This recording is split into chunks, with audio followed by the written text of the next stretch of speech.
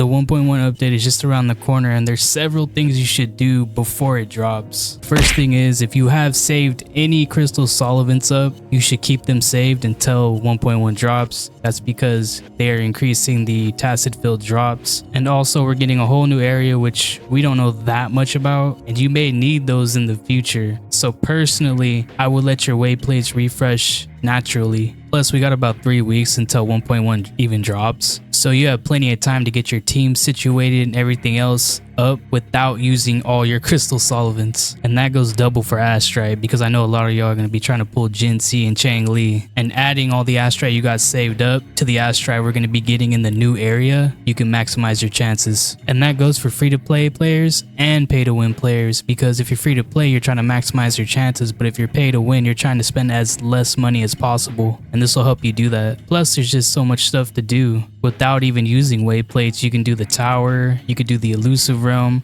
farm echoes, collect materials. So there's definitely ways to stay busy besides using your wayplates. I wanted to get that point out of the way first, because the next thing is to make sure your teams are situated. Now mind you, I said don't waste your wayplate refreshes. You should always be using your wayplates, making sure they're never at 240 and at 0 if possible. Now what I mean by keep your team situated, it means keep them up to date for the level they're at now, as powerful as they can be, but also making sure they're prepared for the next level. So if let's say you've passed Union level 40 and your characters are level 70, to make sure you have the resources to ascend them once you reach Union level 50 or whatnot. If you get all the materials now for your team or teams, then you won't have to worry about it later. And that's going to be great, because I'm assuming in 1.1 they're going to throw as much events at us as possible to keep us busy and more involved with the game. So right now we're kind of like in a downtime, and it's the perfect time to take advantage of getting extra resources for later. You don't have to prepare for like 30 levels down the road, just for the next ascension for wherever you're at. So that way when the time comes you'll just be able to ascend no problem. That also includes your echoes. Now I don't care if you do 44111, 43311,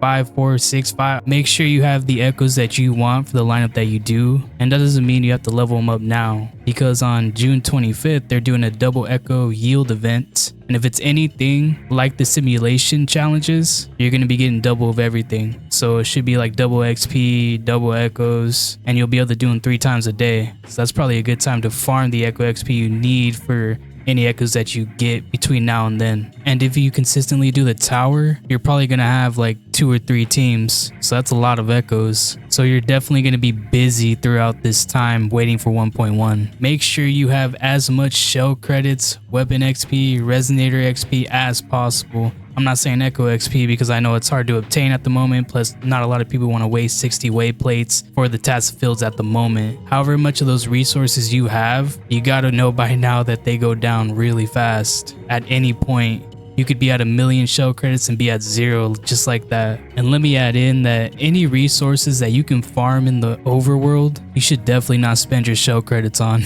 I mean, we got an interactive map you can use so you can find exactly where these resources are. All you got to do is go to them and collect them. So yeah, always make sure that's stacked up. And I'm telling you that because I've been at a place where I got all my resources to level up my characters, but I have no shell credits left. And then you'll be like, damn man, how do I get more? So you can avoid that completely. And the last 2 things I'm going to talk about is, if you have any quests left, this is the time to knock them out. Or the Astrite, the extra XP, and the resources. Plus, most of these quests are really easy to do. Sometimes you just have to talk to somebody and then that's it. You get 20 Astrite just like that. So yeah, handle your quests. And lastly, and maybe the most important, is to pace yourself. Most dudes are trying to get to Union level 50 as fast as they can, and I get that, but you can show up at Union level 50 smart, meaning you have everything to excel once you hit Union level 50. And that's where you want to be once you start hitting these higher levels, because the higher levels are going to be harder. I'm pretty sure they're going to bring a lot of new challenges with the bosses, because I think that the hologram fights is just the beginning. It's going to only get tougher as you go, so if you're already ready to go, you're going to be good to go. And that's pretty much it. I mean, most of the stuff I'm pretty sure most people know, but I just wanted to put it out there for anyone who might not. 1.1 will be the biggest update they've done so far, even though it barely released not too long ago, and being ready for that is going to be good. But thank you for listening. See ya.